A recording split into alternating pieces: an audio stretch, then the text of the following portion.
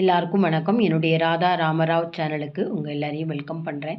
இந்த வீடியோவில் நீங்கள் பார்க்க இருக்கிற ரெசிபி பார்த்திங்கன்னா அவல் சிவடா அப்படிம்போம். அதாவது அவல் மிக்சர் அப்படின்னு கூட சொல்லலாம்.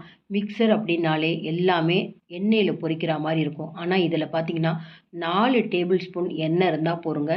எல்லா பொருட்களையும் வறுத்து நல்லா 1 மாதம் வரைக்கும் ஸ்டோர் பண்ணி வச்சு சாப்பிட்ற மாதிரி டேஸ்டான மிக்சர் செய்யலாம். முக்கியமாக சரஸ்வதி பூஜை, ஆயுத பூஜை, விஜயதசமிக்கெல்லாம் நிறைய பேர் பொரியும் வாங்குவாங்க, பேப்பர் அவலும் வாங்குவாங்க.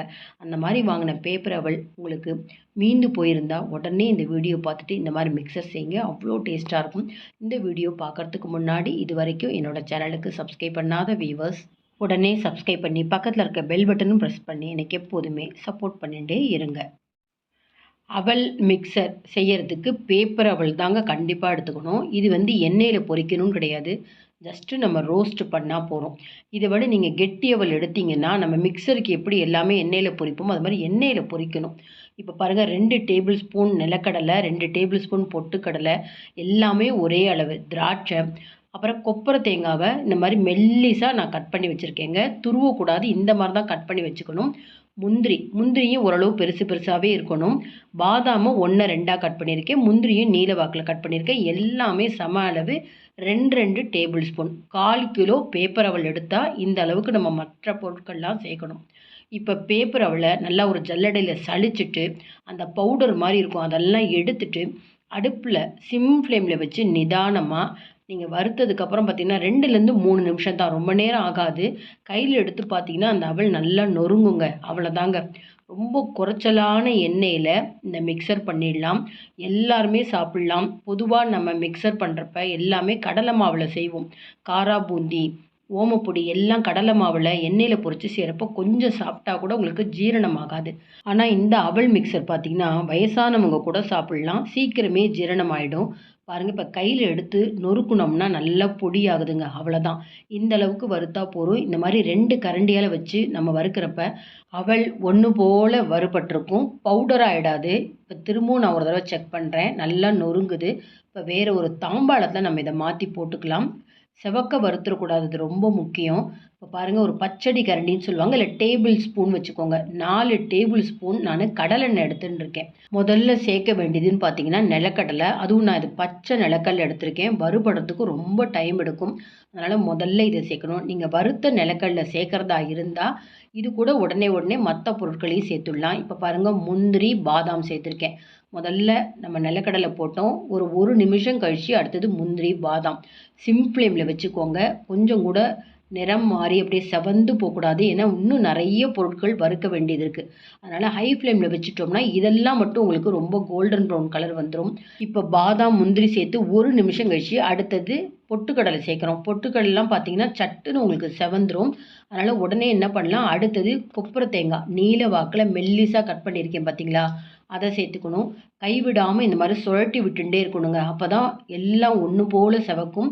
அடுத்தது நடுவில் நான் கருவேப்பிலை போட்டுக்கிறேன். இது கூட பொடியாக நறுக்குன 2 பச்சை மிளகாவும் இந்த மாதிரி கருவேப்பிலையும் கொஞ்சமாக அந்த மாதிரி ஆயிலில் வறுக்கிறோமே, அது மற்ற பொருட்களோடு செய்கிறப்ப சீக்கிரம் வீணாயிடாதா அப்படின்னு நீங்கள் நினைப்பீங்க. நான் இப்போ வறுத்து முடிச்சதுக்கப்புறம் காமிக்கிறேன் பாருங்கள். அந்த கருவேப்பிலை நல்லா ரோஸ்ட் ஆகிருக்கும். நம்ம எடுத்து பார்த்திங்கன்னா அப்படியே மொறு மொறுன்னு நொறுங்கிடும். அந்த அளவுக்கு நம்ம வறுத்துட்டா உங்களுக்கு இந்த மிக்சர் கெட்டு போகாதுங்க. 1 மாதம் வரைக்கும் வச்சுருந்தாலும் நல்லாயிருக்கும். முதல்ல நான் நடுப்பகுதியில் இந்த பச்சை மிளகாவும் கருவேப்பிலையும் போட்டு ஒரு 30 செகண்ட்ஸ்க்கு அப்புறம் எல்லாத்தோடையும் சேர்த்து வறுக்கிறேன். இதெல்லாம் ஒரு 2 நிமிஷம் வறுபட்டதுக்கப்புறம் கடைசியாக திராட்சை சேர்த்துக்கிறோம். திராட்சை பார்த்திங்கன்னா நம்ம நெய்யில் ஒரு பாயசத்துக்கு பொரிச்சா பொரிஞ்சு போகும் பாருங்கள், அந்த அளவுக்கு பொரியக்கூடாதுங்க. அதுக்காக தான் நம்ம கடைசியாக சேர்க்குறோம். இந்த சூட்லேயே உங்களுக்கு நிதானமாக அந்த திராட்சையும் நல்லா பொரிஞ்சு வரும். கைவிடாமல் இந்த மாதிரி கிளறிண்டே இருங்க. லேசாக உங்களுக்கு கோல்டன் ப்ரௌன் கலர் வர ஆரம்பித்தோடனே அடுப்பை நிறுத்திடுங்க. அந்த சூட்லேயே திரும்பவும் நீங்கள் கைவிடாமல் கிளறிண்டே இருந்தீங்கன்னா அந்த கருவேப்பிலை நல்லா அந்த மாய்ஸ்சர்லாம் போனதுக்கப்புறம் மொறுமொறுப்பாக இருக்கும். இப்போ இதுக்கு வேண்டிய மசாலாலாம் 1 பை 1 சேர்க்கலாம். சின்ன ஸ்பூனால் மஞ்சப்பொடி ஒரு 1/4 டீஸ்பூன், மிளகாய்த்தூள் ஒரு 1/2 டீஸ்பூன், உப்பு ஒரு 3/4 டீஸ்பூன், இது காளா நமக்குன்னு சொல்லுவாங்க, அது ஒரு 1/2 டீஸ்பூன், மாங்காய் தூள் ஒரு 1/2 டீஸ்பூன், சாட் மசாலான்னு சொல்லுவாங்க இல்லையா, அது ஒரு 1/2 டீஸ்பூன். இத சாப்பிட்றப்ப பார்த்தீங்கன்னா, இந்த பாம்பே மிக்ஸர் எப்படி இருக்கும், அந்த மாரி டேஸ்ட்டா இருக்குங்க. என்ன சேர்த்துருக்கோன்னே கண்டுபிடிக்க முடியாது. அவ்ளோ டேஸ்ட்டா இருக்கும். டேபிள் ஸ்பூனால 1 1/2 டேபிள் ஸ்பூன் சர்க்கரைய நான் பொடி பண்ணி, அதையும் நான் கலந்துட்டேன். அடுத்தது வறுத்து வச்சிருக்கிற இந்த அவல சேர்த்துட்டு, நான் முதல்ல எப்படி வறுக்கிறப்ப 2 கரண்டி யூஸ் பண்ணணும். அதே மாரி 2 கரண்டியால கைவிடாம இந்த மாரி மிக்ஸ் பண்ணிட்டே இருந்தீங்கன்னா, ரொம்ப ஜென்டிலா மிக்ஸ் பண்ணணும். நல்லா அந்த கலர் சேரும். ஒரு நல்ல எல்லோயிஷ் கிடைக்கும். இன்கேஸ் இந்த மாரி நீங்க கலர்றப்ப, அந்த மஞ்சள், உப்பு, காரம்லாம் சேரல அப்படின்னா, திரும்பவும் பக்கத்தில கொஞ்சமா ஆயில் வச்சுட்டு, கொஞ்சம் மஞ்சப்பொடி, கொஞ்சம் மிளகாத்தூள் சேர்த்து இது கூட இந்த அவல் கூட சேர்த்துட்டிங்கன்னா, அந்த கலர் வந்துரும். பாருங்க எவ்வளோ நல்லா கலர் வந்திருக்கு. திரும்பவும் நான் அடுப்ப பத்த வச்சிருக்கேன். இன்னும் நல்லாவே நம்ம 1லேருந்து 2 நிமிஷம் வறுக்க ஆரம்பிச்சோம்னா, எல்லாமே நல்லா வறுபட்டுருக்குங்க. பாருங்க இப்ப நான் கருவேப்பிலைய எடுத்து காமிக்கிறேன் பாருங்க. நல்லா நொறுங்குது பார்த்தீங்களா? இந்த மாரி அவலையும் சேர்த்துட்டு அடுப்புல சிம் ஃப்ளேம்ல ஒரு 2 நிமிஷம் வறுத்தா போதுங்க.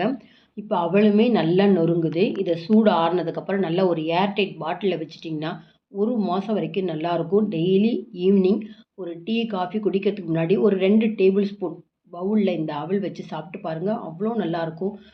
ஆயுத பூஜை, விஜயதசமி அன்னைக்கெல்லாம் பார்த்தீங்கன்னா, பொரி இல்லன்னா இந்த மாரி பேப்பர் அவல் வாங்கின்னு வந்து, இது கூட பொட்டுக்கல்ல, நிலக்கடலை, கொஞ்சம் நாட்டு சர்க்கரை எல்லாம் கலந்து நம்ம சாப்பிடுவோம்.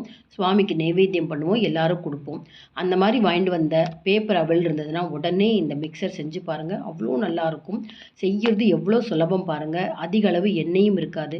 இந்த வீடியோ உங்களுக்கு ரொம்பவே யூஸ்ஃபுல்லா இருந்ததுன்னு நெனச்சீங்கன்னா, லைக்ஸ் குடுங்க. கமெண்ட் பாக்ஸ்ல உங்க கமெண்ட்ஸ் போடுங்க. உங்க ஃப்ரெண்ட்ஸ் அண்ட் ரிலேட்டிவ்ஸ்க்கு வீடியோவ ஷேர் பண்ணுங்க. இதுவரைக்கும் என்னோட சேனலுக்கு சப்ஸ்கிரைப் பண்ணாத வியூவர்ஸ் உடனே சப்ஸ்கிரைப் பண்ணி பக்கத்தில் இருக்க பெல் பட்டனும் ப்ரெஸ் பண்ணிங்கன்னா நான் போடுற புது புது வீடியோ உங்களுக்கு நோட்டிஃபிகேஷனாக கிடைக்கும்.